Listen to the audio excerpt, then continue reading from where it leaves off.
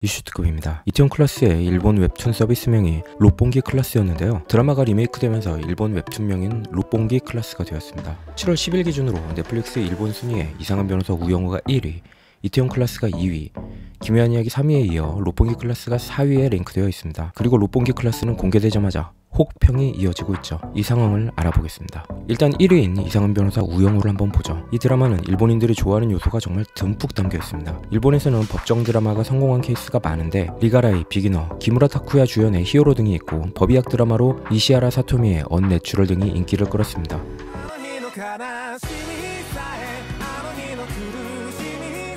다른 드라마들도 그렇지만 일본 법정 드라마의 특징 중 하나가 딱딱한 분위기를 풀기 위한 과장된 개그 코드를 넣는다는 것입니다. 이상한 변호사 우영우에도 코믹한 요소들이 들어있기는 한데 이를 소재 특성을 살려 억지 웃음이 아닌 쪽으로 자연스럽게 연출하고 있어서 거부감 없는 시청을 가능하게 해줍니다. 일본 드라마는 원래 그렇다는 생각이 있어 견딜 수 있는데 저는 한국 드라마에 갑자기 나오는 코믹 요소를 잘 못 견디는 사람이거든요.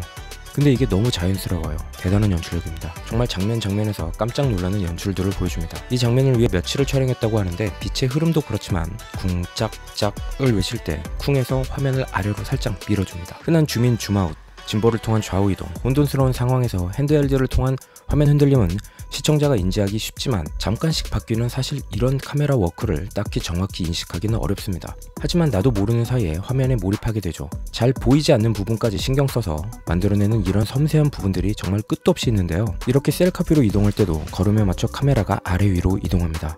카메라 워크 혹은 편집이 정말 섬세함의 끝을 보여주고 있죠. 이런 섬세한 카메라 워크는 K-POP 뮤비나 연습 영상에서도 흔히 볼 수 있는데 집에서 찍는 분도 놀라운 퀄리티를 보이기도 하고 해외 커버에서는 이제는 K-POP 촬영 스타일이라 불리우고 있습니다. 태양의 후예가 한참 인기 많을 때 해외 콘텐츠 사업하는 분들과 미팅을 할 때 항상 듣는 말이 한국 드라마는 설명보다는 장면 위주로 마케팅을 한다는 얘기를 자주 했습니다. 몇 장면을 보여주면 이미 계약이 되어 있더라 라고 하더군요. 한국 드라마의 미장센과 카메라 워크, 색감 등은 정말 세계 최고 수준이 되었습니다. 그 외에도 무거운 주제를 가볍지 않게 보여주면서 흐름에 녹여내는 능력은 대단하죠. 일본인들이 좋아하는 요소 중 하나가 성장입니다. 소년의 성장에 대표적으로 에반게리온도 떠오르네요. 일본은 프로야구보다 고교야구, 즉 갑장원의 인기가 엄청난데요. 소년이 열심히 성장하여 최고가 된다. 불태우는 청춘의 순수함, 열정, 선수의 서사에 감정을 이입합니다. 이 일본 고교야구는 프로가 되기 위한 과정이 아니라 고교생들의 서클 활동이고 프로 지망생도 소수인 경우가 많습니다. 정말 열정인 거죠. 갑자원을 소재로 한 만화, 애니, 드라마는 끝도 없는데요. 대표적으로 한국에서 인기가 많았던 터치, H2 등이 있기도 합니다. 이 성장을 좋아하는 일본인들의 결과물이 AKB48이기도 하죠. AKB48 이후로 아이돌 이퀄 성장이 되어 실력보다는 만날 수 있는 플러스 성장을 즐기는 형태의 아이돌이 인기를 끌게 됩니다. 경쟁 없이 성장한 유토리 세대의 경쟁 대리만족이라는 측면도 있지만 이 얘기는 길어질 수 있으니 다음에 기회가 되면 한번 하기로 해요.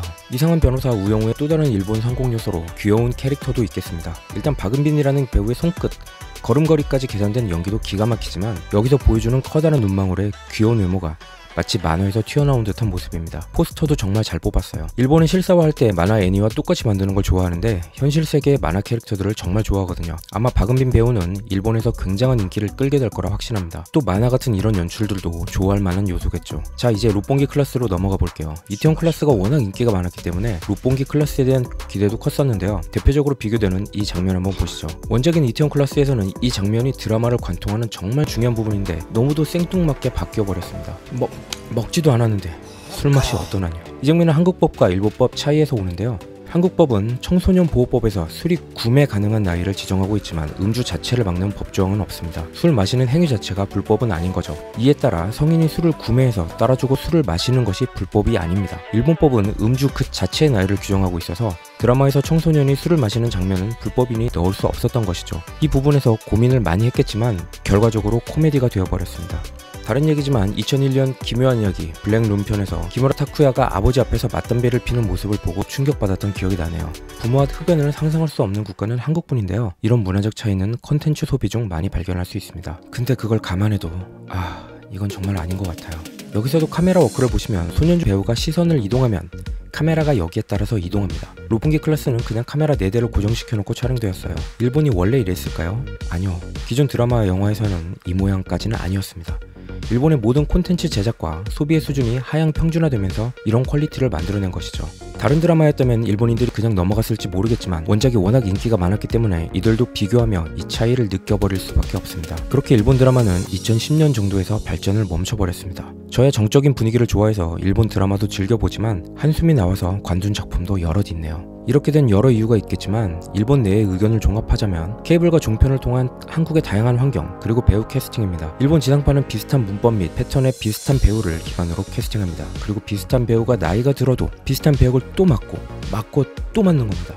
새로운 사람이 나올 수가 없어요. 우리도 PPL이 들어가긴 하지만 일본은 제작비를 댄 스폰서의 의견에 따라 엄청난 PPL과 함께 드라마 자체가 끌려다니는 경우가 많아요. 또 가장 큰 부분은 자금이죠. 일본은 ROI를 생각해 안전한 작품 위주로 만듭니다. 일단 수익이 나는 콘텐츠에만 집중합니다.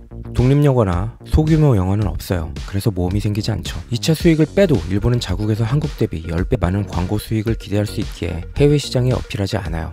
하지만 한국은 이제 수출부터 생각하고 만듭니다. 2018년 기준 한국 드라마 수출액은 2억 4,190만 달러로 일본의 3,148만 달러 대비 8배입니다. 한국 드라마는 작품당 평균 100억에서 300억이 투입되고 일본 드라마는 11억에서 53억이 투입됩니다. 자연스럽게 퀄리티 차이로 이어질 수밖에 없죠. 일본인들이 한국 드라마는 드라마인데 영화 같다 라고 하는 것도 여기에서 옵니다. 일본은 영화와 드라마의 차이를 보며 살아왔기 때문에 이 둘의 영상미를 머릿속에서 나눠버리는 경향이 있는 겁니다. 또 가장 돈이 되는 건 고정 소비층이 있는 애니 실사화. 일본은 영화를 만들어도 영화를 잘 안 보니 수십 년째 꼬마로 남아 잘하지 않는 코난과 짱구는 수십 년째 계속 나오며 박스오피스를 점령하고 실사 영화에서 그나마 인기 있고 잘 만들어진 영화는 바람의 검심이죠. 코난, 짱구, 바람의 검심 모두 90년대에 나온 만화들입니다. 신문경이 출연하고 일본에서 여우 주연상을 받게 만든 신문기자의 감독 후지 미치히토 감독은 한국 영화 감독들은 쿠로사와 아키라, 오지 야스지로 감독님께 영향을 받아 공부했다고 하는데 요즘 일본의 젊은 감독들은 오히려 한국 영화를 통해 영화를 공부한다. 나 역시 10대 때부터 한국 영화를 보며 영화 공부를 했고 특히 이창동 감독님의 영화를 좋아한다라고 인터뷰 중 밝혔습니다. 실제로 후지 미치히토의 영화들을 보면 영상 연출에 상당한 공이 들어가 세련된 모습을 보이고 있죠. 야쿠자 미화가 1도 없는 야쿠자 영화 야쿠자의 가족은 아야노 고 배우의 멋진 연기를 중심으로 야쿠자의 몰락 과정을 정말 담담하면서도 세련되게 보여줍니다. 강추합니다. 넷플릭스에 있어요. 일본 사회의 문제를 기가 막히게 영화 속에 녹여내는 고레에다 히로카즈 감독을 참 좋아하는데요. 그렇게 아버지가 된다. 그리고 71회 칸 영화제 황금 종려상을 받은 어느 가족 외에도 수많은 명작을 만들어냈던 이 감독도 대표적인 친한 감독이죠. 최근에는 브로커를 한국에서 찍기도 했는데 봉준호 감독과 절친으로 알려져 있습니다. 브로커는 이전 작품들 대비 조금 아쉽긴 했지만 고레에다 감독을 볼 때마다 일본의 이상하고 낙후된 영화계 시스템 속에 있는 게 항상 안타까웠습니다. 상 받고 돌아가도 별 대접도 못 받고 이런 인터뷰를 하기도 했죠. 이 제작위원회라는 곳이 참 재밌는 곳이에요. 배우뿐만 아니라 한국 연예인들은 수익에 대해 회사의 일정 부분을 배분하고 본인이 받는데 일본은 수익 전액을 회사에 주고 월급을 받습니다. 흥행을 해도 배우와 감독은 추가 수익을 얻을 수가 없습니다. 배우는 딱 월급으로 끝이니 유명해져서 몸값을 올려야 하고 CF로 돈을 벌어야 하는 것이죠. 근데 이 CF의 출연료도 제작위원회가 결정합니다. 제작위원회의 결정에 따라 잘나가는 젊은 연예인보다 중견 배우들의 광고 출연료가 높게 책정되고 더 활약합니다. 자본주의 논리가 통하지 않는 겁니다. 그러니 사실 열심히 할 필요도 없죠. 출연한 작품이 잘 되거나 안 되거나 어차피 받는 돈은 고정입니다. 스태프 입장에서도 연출을 열심히 할 필요가 없어요. 그러니 카메라 워크나 편집은 물론 색감 같은 것도 신경을 점점 덜 쓰게 될 수밖에 없어요. 일본의 제작진이 부족해서일까요? 사실 일본에도 연기 잘하는 배우들이 정말 많습니다. 한국 드라마 수준이 일본 드라마를 넘사벽으로 앞서고 있는 것이 사실이다. 그렇다고 일본의 연출, 각본, 배우 등이 열등한 것이 아니다. 틀에 박힌 작품에 한정되어 좋은 시나리오가 제작으로 이어질 기회가 적다. 참신한 기획이 드라마 되어야 한다. 높이는 다르지만 50년대 오스 야스지로가 만든 다담시한 롱테이크가 떠오릅니다. 시도 때도 없이 나오는 일본의 롱테이크샷, 필요할 때도 있겠지만 이 장면에 전혀 어울리지 않는다는 생각이 들어요. 변화를 따라가지 못하는 일본, 최근 아베 전 총리의 습격 사건까지도 이러할지니 과거에서 벗어나지 못하면 미래는 없다는 생각이 다시 듭니다.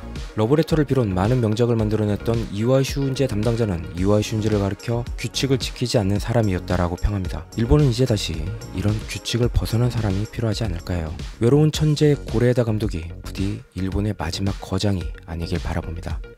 이슈특급이었습니다. 구독과 좋아요는 큰 힘이 됩니다. 시청해주셔서 감사합니다.